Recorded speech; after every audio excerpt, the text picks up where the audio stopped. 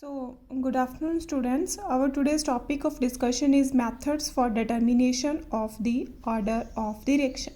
The first among them is the integrated rate equation. In this method, you have to know the initial concentration and concentration of any one of the reactant or product at different instant of the time.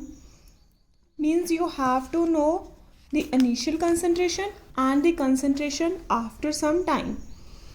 Then there are two methods. First is substitution method, second is graphically method. For substitution method, we have to put the value of A, initial concentration, and X, or we can say C0 or CT. They are substituted into the integrated form of rate equation for second, third, or maybe in first order reaction. Then the constant value of K, it determines the order of the reaction. Okay, second is graphically method. Then for zero order reaction, this equation. For first order reaction, this equation. For second order reaction is this equation, and for third order reaction is this. Then if the plot of concentration against time is a straight line, then reaction is of zero order. Because zero order reaction ਦੇ ਵਿੱਚ ਦੇਖੋ ਰਜੇ CT ਤੇ time, मतलब ਇੱਥੇ ਕੋਈ ਹੋਰ variable ਨਹੀਂ ਹੈਗਾ, ਇੱਥੇ ਕੰਸਨਟ੍ਰੇਸ਼ਨ ਹੀ ਹੈ।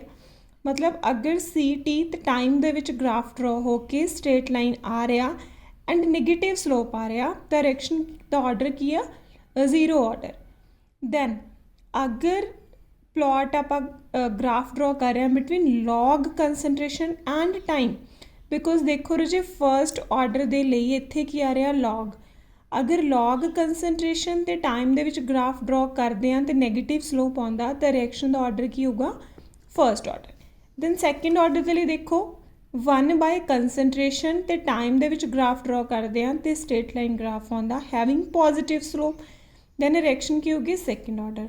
थर्ड ऑर्डर के लिए किया 1 अपॉन कंसनट्रेशन द स्क्वेयर तो टाइम दे विच ग्राफ ड्रॉ करते हैं तो स्ट्रेट लाइन आ रहा तक की होगी फर्स्ट ऑर्डर रिएक्शन। मीनस की है इंटीग्रेटेड जिहड़ा मैथड है इहदे विच तुहानूं इनीशियल कंसनट्रेशन पता होनी चाहिए C0 ते CT। तो दो मैथड ने, पहला तो रेट लॉ इक्वेशन दे विच अगर कॉन्सटेंट वैल्यू आ रही है K दे लई according to first second third order reaction तो उत्थों दा ऑर्डर पता लग जू। सेकेंड ग्राफ दे विच तुसी ग्राफ ड्रॉ करके देखना, अगर ग्राफ CT ते टाइम दे विच ड्रॉ करके स्ट्रेट लाइन ग्राफ आ रहा तो रिएक्शन का ऑर्डर की होगा जीरो ऑर्डर रिएक्शन। ठीक है। एंड एक चीज़ होर जे ध्यान रखनी है कि जीरो ऑर्डर ते फर्स्ट ऑर्डर दे लई ग्राफ दा नेगेटिव स्लोप आ रहा एंड फर्स्ट ऑर्डर ते सैकेंड ऑर्डर दे लई ग्राफ दा स्लोप की आ रहा पॉजिटिव आ रहा। बिकॉज ये देखो कि जी ए वाली रिएक्शन है, ठीक है, इनू आप की लिख सकते हैं KT is equal to C0 minus CT। ठीक है। हुण ग्राफ ड्रॉ कर रहे हैं आप CT वर्सिस टाइम के लिए, तो Y की जगह पर आप CT लिख लेंगे। CT is equal to C0 minus KT। ठीक है। We can write it as CT is equal to minus KT plus C0। So if graph is plotted between CT and time, then slope दी value आ गई इत्थे minus K। Slope negative आ रहा इस करके फर्स्ट ग्राफ का slope की होगा नेगेटिव। सो ये रिएक्शन है, ये मैथड हैगा ऑर्डर नू फाइंड आउट करन दा। ठीक है। ओके, नैक्सट मैथड है रजे by using differential rate equation. Okay, this method is based upon the fact that rate of reaction of zero order is proportional to nth power of the concentration। Means अगर आप usually आप की लिखते हैं rate of reaction is directly proportional to concentration।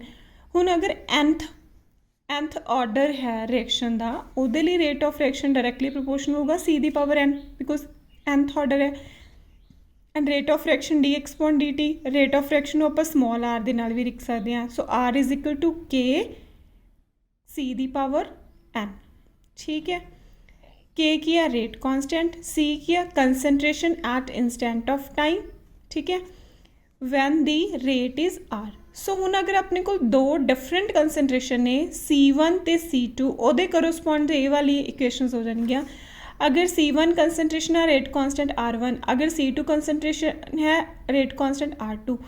सो हुण राजे इन्हां दोनों equation नूं की कर दो, डिवाइड कर दो। दोनों इक्वेशन नूं डिवाइड करन तो बाद ये इक्वेशन आ जाऊगी, दोनों साइड ते लॉग अप्लाई कर दो, ठीक है। एंड इत्थों लॉग एक्स अपॉन वाई की हुंदा log x minus y, similarly here log x minus y, तो इत्थों एन की वैल्यू आ जूगी। Means differential rate law equation तो तुसी एवें पता कर सकते हो आ वाली इक्वेशन। हुण डिफरेंट कंसनट्रेशन ते डिफरेंट रेट कॉन्सटेंट की वैल्यू होणगियां, तो फाइनली एक्सप्रैशन आ गया दिस वन। सो अगर आपां नूं C1 C2 कंसनट्रेशन ते R1 R2 की वैल्यू पता होगी तो आप ऑर्डर ऑफ रिएक्शन की कर सकते हैं, फाइंड आउट कर सकते हैं। ओके, सो हुण दो डिफरेंट कंसनट्रेशन ते रेट कॉन्सटेंट की वैल्यू किमें फाइंड आउट कर सकते हैं। एक तो मैथड दिता होया आपां की change in concentration find out कर सकते हैं इन appropriate interval of time, value of this इनू आपां अज्यूम कर लिया DC upon DT। Second method की आ जिवें आपां ग्राफ प्लॉट कीता सी कि कंसनट्रेशन ते टाइम दे विच एवें ग्राफ प्लॉट करदे आ, वो ग्राफ ते टेंजेंट ड्रॉ करदे आ, तां इत्थे जिहड़ा स्लोप आउंदा मतलब this one upon this one, ये स्लोप तो भी आपां रेट ऑफ रिएक्शन की कर सकते हैं, फाइंड आउट कर सकते हैं। सो डिफरेंशियल रेट इक्वेशन तो भी आपां order of reaction apply find कर सकते हैं। ये वाला फॉर्मूला अंडरलाइन करो, this is very very important. Okay, and ये वाला फॉर्मूला किमें लिखिया बिकॉज राजे ये nth ऑर्डर रिएक्शन दे लई रेट ऑफ रिएक्शन का फॉर्मूला लिखिया होया। And third method to find the order of reaction is fractional change method. Fractional change method is also known as half life period method. So we already know that the half life period दे लई अपने कोल की हुंदा कि जो half life period है वो directly proportional होगा इनिशियल कंसनट्रेशन दे अगर जीरो ऑर्डर रिएक्शन है, एंड वो इंडिपेंडेंट होगा इनिशियल कंसनट्रेशन दे फर्स्ट ऑर्डर दे लिए, एंड वो इनवर्सली प्रोपोर्शनल होगा initial concentration for reaction of zero order, and वो इनवर्सली प्रोपोर्शनल होगा square of initial concentration for reaction of third order. In general we did this कि half life is directly proportional to 1 upon a the power n minus 1 where n is the order of reaction and this small a is the initial concentration, ठीक है। this is a very important formula। now we know that time taken for half of reaction to be completed is half life period and is represented by t half। now at two different initial concentration half life period are different, half life period 1, half life period 2, a1 a2। now dividing both these equation after taking log, the final formula becomes this। from this formula also we can find out the order of reaction। means ਆਪਾਂ ਨੂੰ दो different initial concentration ਤੇ half life period ਦੀ value ਪਤਾ ਹੋਣੀ ਚਾਹੀਦੀ ਹੈ, then we can find out the order of the reaction। then on the basis of this formula numericals are also given in your book, you have to solve this numerical। सो इन्होंने क्या लिखा है half life period 50 minute है अगर एक particular initial concentration है, and उस तो बाद अगर वो कंसनट्रेशन रिड्यूस होकर हाफ हो जाती है तो हाफ लाइफ पीरियड कितना हो गया 25 मिनट। तो order of reaction find out करना तुम अज्यूम कर लो इनिशियल कंसनट्रेशन A, उस तो बाद वो कंसनट्रेशन रिड्यूस हो जाती है हाफ, तो की होगी A.2, इन्हों की वैल्यू 50 तो 25 ए वाले फॉर्मूले पुट कर दो तो आंसर की आऊगा 0। यदा मतलब रिएक्शन का ऑर्डर की हो गया zero order reaction. Next and the last method to find the order of reaction is Ostwald isolation method। so this is the different method from the above methods। this method is used for finding the order of those reaction which involves two or more reactants। means ये राजे complex reaction जिस दे विच दो तो वध reactant होंदे ने उन्हां दे विच use हुंदी है। so this method is based upon the fact that order of a reaction does not depend upon the concentration of those reactant which are taken in excess। means ਜਿਹੜੇ reactant ਦੀ value बहुत excess ਦੇ ਵਿੱਚ ਹੈ ਉਹਨਾਂ ਦੀ concentration ਤੇ depend नहीं करूगा order of reaction।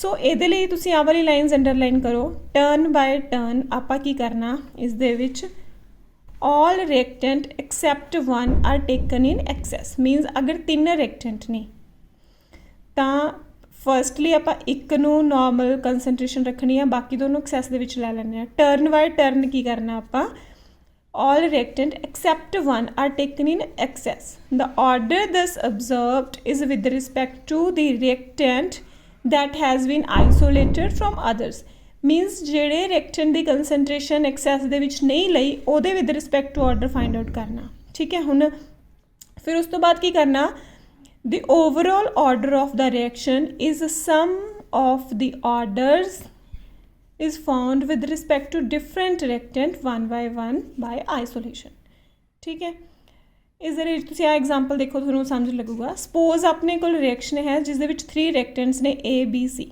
ਆਪਾਂ firstly ਆਪਾਂ 3 ਕੇਸ ਲੈ ਰਹੇ ਹਾਂ ਫਸਟ ਕੇਸ ਦੇ ਵਿੱਚ ਕੀ ਕਰ ਰਹੇ ਆਪਾਂ ਬੀ ਸੀ ਨੂੰ ਕੀ ਕਰ ਲਿਆ ਐਕਸੈਸ ਦੇ ਵਿੱਚ ਲੈ ਰਿਹਾ ਸਿਰਫ ਏ ਨੂੰ ਆਈਸੋਲੇਟ ਕਰ ਲਿਆ ਤਾਂ ਜਿਹੜਾ ਆਰਡਰ ਫਾਈਂਡ ਆਊਟ ਕੀਤਾ ਉਹ ਵਿਦ ਰਿਸਪੈਕਟ ਟੂ ਏ ਹੋਊਗਾ ਬਿਕੋਜ਼ ਆਪਾਂ ਆਲਰੇਡੀ ਕਰ ਚੁੱਕੇ ਕਿ ਜਿਨ੍ਹਾਂ ਦੀ ਕੰਸਨਟ੍ਰੇਸ਼ਨ ਐਕਸੈਸ ਦੇ ਵਿੱਚ ਹੈ ਉਹਨਾਂ ਕਰਕੇ ਜਿਹੜਾ ਆਰਡਰ ਹੈ ਉਹਨਾਂ 'ਤੇ ਡਿਪੈਂਡ ਨਹੀਂ ਕਰੂਗਾ ਸੋ ਪਹਿਲਾਂ ਆਪਾਂ ਬੀ ਸੀ ਨੂੰ ਐਕਸੈਸ ਦੇ ਵਿੱਚ ਲਿਆ ਤਾਂ ਏ ਦੇ with respect to order is observed with respect to A similarly ਹੁਣ ਆਪਾਂ ਕੀ ਕੀਤਾ ਏ ਤੇ ਸੀ ਨੂੰ ਐਕਸੈਸ ਦੇ ਵਿੱਚ ਰੱਖ ਲਿਆ ਤਾਂ order is with respect to ਵੀ can be found and last ਕੀ ਕੀਤਾ A ਤੇ B ਨੂੰ ਐਕਸੈਸ ਦੇ ਵਿੱਚ ਲੈ ਲਿਆ then order with respect to C can be found suppose the order with respect to A B C are found to be alpha beta gamma now total order of reaction ਕੀ ਹੋਗਾ ਰਾਜੇ alpha plus beta plus gamma are you getting my point Oswald isolation method ਮਤਲਬ ਆਪਾਂ ਜਿਹਦੇ ਵਿੱਚ 2 ਤੋਂ ਵੱਧ reactant ਹੋਣਗੇ ਉਸ ਦੇ ਵਿੱਚ ਆਪਾਂ ਕੀ ਲੈਣਾ ਰਾਜੇ 1 by 1 ਆਪਾਂ ਰਿਐਕਸ਼ਨ ਕਰਕੇ ਦੇਖਣੀ ਆ ਸਿਰਫ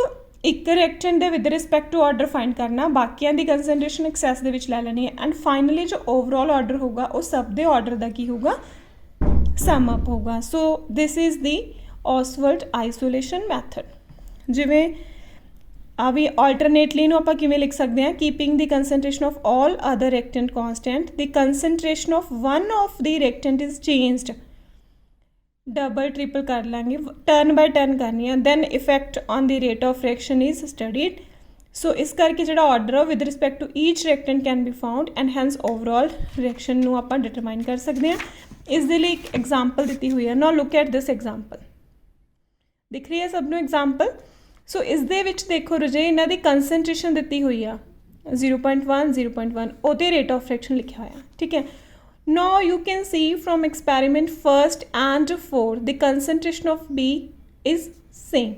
Concentration of B same है but A दी जिहड़ी concentration ਉਹ ਕੀ होगी 4 टाइम कीती है A has been made 4 time ਤਾਂ order of reaction कितना हो गया 7.5 तो 3 मतलब rate of reaction भी की हो गया 4 टाइम मतलब अगर कंसनट्रेशन 4 टाइम इंक्रीज़ हुई है तो रेट ऑफ रिएक्शन भी 4 टाइम इंक्रीज़ हो गया था मतलब rate of reaction directly proportional होगा ए दी कंसनट्रेशन से now from experiment first and from experiment second and the third the concentration of A is same the concentration of B it increases मतलब double increase होगी 0.2 to 0.4 and rate of reaction की increase हो गया रजे 4 time increase तो मतलब rate of reaction B the power 2 ते depend करूगा because A the be the concentration double हुई है तो रेट ऑफ रिएक्शन की हो गया 4 टाइम मतलब ये पावर ट्वाइस ते डिपेंड करूगा ठीक है हुण मतलब टोटल जिहड़ा रेट है that is equal to k A the power 1 B the power 2